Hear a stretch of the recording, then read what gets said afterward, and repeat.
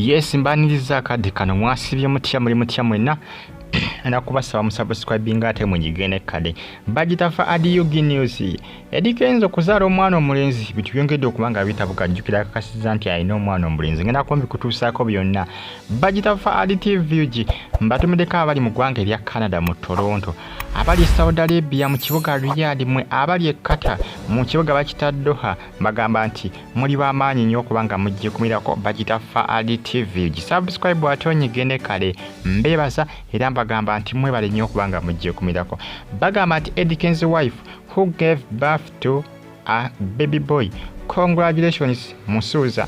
Ensonga za Eddy Musuuza jukira yabadde akyazibwa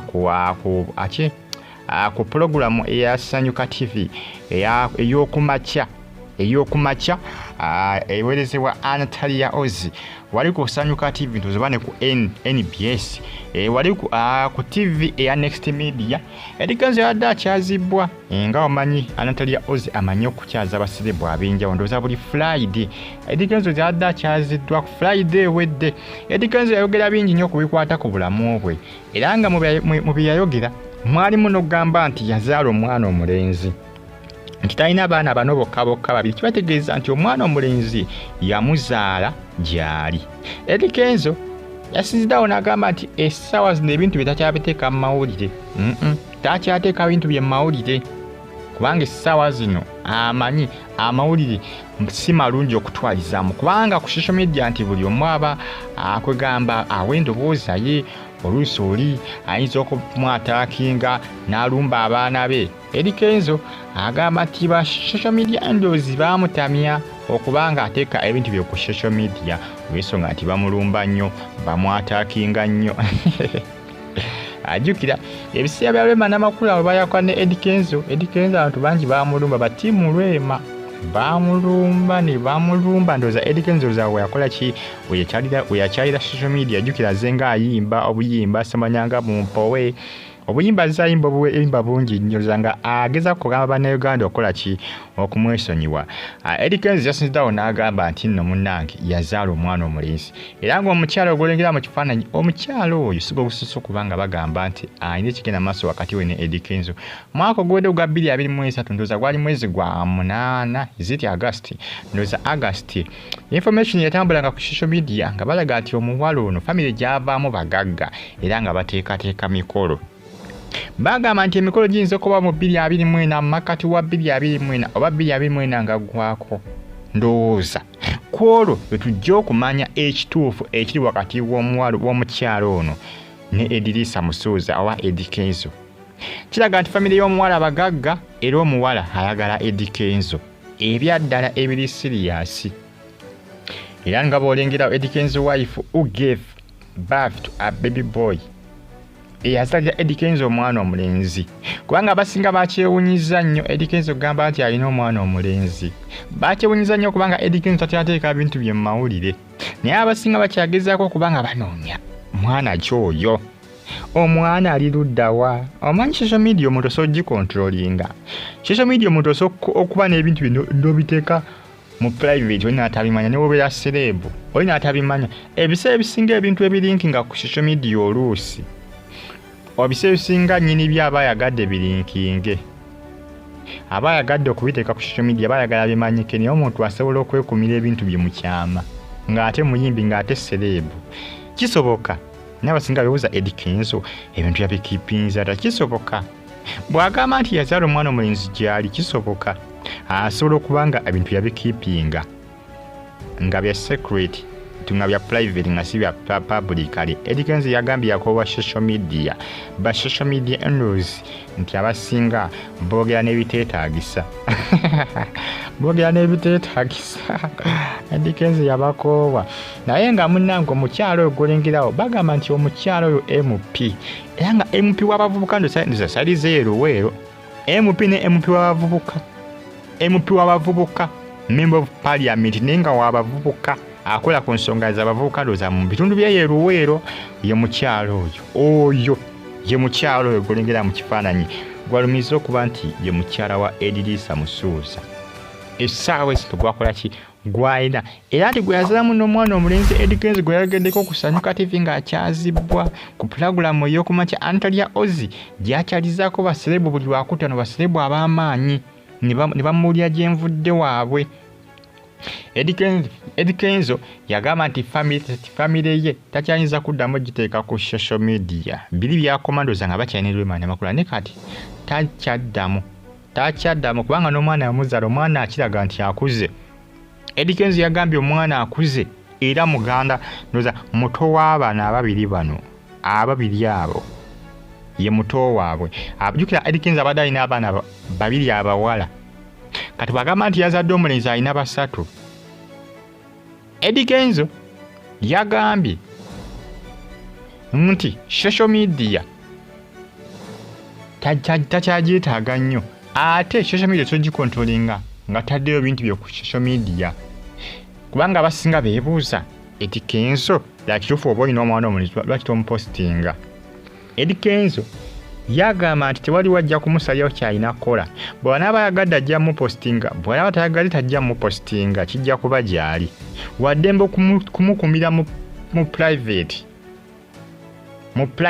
mu security nga byakyama ne watabawo amaanyi omwana n'akula n'avubuka musajja nga tamulaze mu public waddembe okukikola kubanga asobola okukikola. Bw'anaaba ayagadde ajja muteeka ku social media bw'anaaba tayagadde tajja muteeka ku social media naye kyalaze nti ayinza okumuteeka ku social media onisenga nti social media agikoowa naddala ekikwatagana ku famire ye nga yajja sigala ng'agibeerako naye okuteeka mu famire ye baana be agamba nedda sijja abaana bamulumba. Yabayimbira akayimba mu mpowe yayimba akayimba mu mpo kali ku YouTube osooka noonyaako yakayimba nga bamuli bubi ku social media bannange. Eddy Samusuuza agamba tajja kuddamu kulaki tajja kuddamu kuteeka bintu byo ku social media naye nga abasinga bagamba ati omukyala y'oyo wetegereza abakyala bangi bazze basiibako Eddy Kenzo naye omukyala oyo kiraga nti waliwo ekigenda maaso wakati we ne Eddy Samusuuza. Omukyala mbagambye memba w'abavubuka MP w'abavubuka member of parliament ni akwasaganya nsonga z'abavubuka mu bendobendo ly'Eruweero ndowooza bendobendo ly'Eruweero omukyala oyo gwolingira mu bifaananyi oyo ye mukyala gwalumiriza okuba nti yazalira Eddy Samusuuza. Nawakabadde Eddy Samusuuza yagambye tajja kuteeka mwana we ku social media bw'anaaba ayagadde ajja mupostingayo bw'anaaba tayagadde ajja mupostingayo kyova olaba Eddy Kenzo ndowooza omukyala amulina naye kaakati ebiseera ebisinga akola ebisinga si kyangu omuntu ng'oli celeb okuumira ebintu mu security biba nebirinkinga naye omwana ye baaba amukwese naye omukyala ye alabika nga ajja okulinkinga.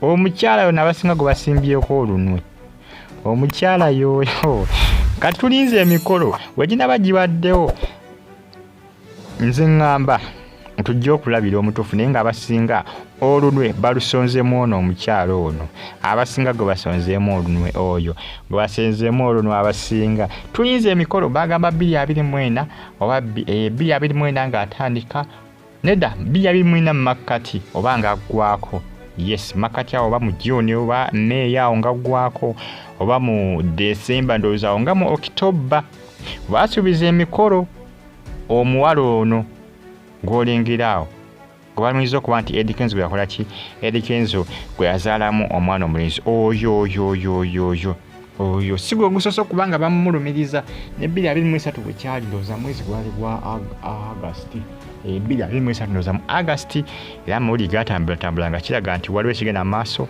wakati we ne Eddy Samusuuza naye nga Eddy Samusuuza kiraga nti social media yagikoba bubi abaana bamuyisaamu eggaali batiimu Rwema baaba bamuyisaamu eggaali naye nga batiimu Eddy Kenzo Esannyu Limutta bagamba Rwema biki wali ogenze walowooza Eddy Kenzo talifuna mulawo yazaala dde omwana omulenzi naye nga basinga bibuuza ddala kituufu Eddy Kenzo omwana omulenzi gyali oba operegeesa abasinga bagamba ayinza okuba baperegeese batiimu Eddy Kenzo abasinga bagamba ati Rwema n'amakula wali olowooza Eddy Kenzo talifuna ne batiimu Rema n'Amakola nabo bagamba wapi jjukira mbagambye 2018 Eddy Kenzo baamwataakinga nnyo batiimu Rema nga balaba Eddy Kenzo yaliko obuzibu nti teyawanga Rema time tiyamuwanga biseera Rema kyamuvitako kubanga agenda nayimba n'akayimba kasirimu yembe ebiseera ebyo nozamu bijjukira byonna ebiseera ebyo baamulumba nnyo nga bagamba nti Eddy Kenzo mukazi wa tabadde amuyisanga kyonziira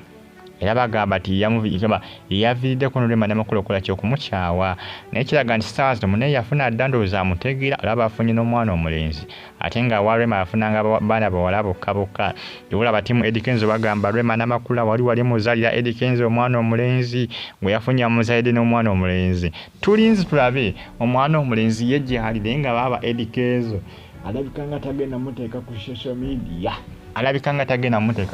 media bwetegereza obulungi alabika nga tagenda muteeka ku social media ge mazima ate nga waddembe obutamuteekako omanyi social media omuntu waddembe okupostingayo kyayagala era bano ba celebrity waddembe oteekayo kyayagala oli bwagamba nti kanteekeyo bino ateekeyo kati nga bwe yapostinze ebifaananyi bya sikaani waddembe naye bamuyisizaamu eggaali ati tikiganda ba social media endos kukuyisaamu eggaali olw'ensonga nabo social media bagikozesa baba baddembe okwogera kye baagala kati yeyo social media oba olina okusuubirwa okuvumwa kati nga bano baserebu okuvuma oba olina okukusuubira amateeka bw'opostingirayo ebitategereka bajja kukuvuma bajja kukuvuma naawe oli waddembe okupostingayo ng'obavuma eyo gibeta social media buli omu aba nenge gya controllingamu eyiye oli aba yecontrollinga kubanga akawunti eba yiye kakati awo nno byemu nange bitambula akadde kano ku social media mulina bebaza mbagamba nti muli b'amaanyi nnyo abasubscribinga kyamaanyi kye mwakola ng'ate nabakubanga osubscribinga ngenda kukusaba osubscribinga onyigene kale bagita Faali TV UG mubeere bulungi egimpereka like Faali TV UG subscribe ate onyigene kale mbeere bulungi mweraba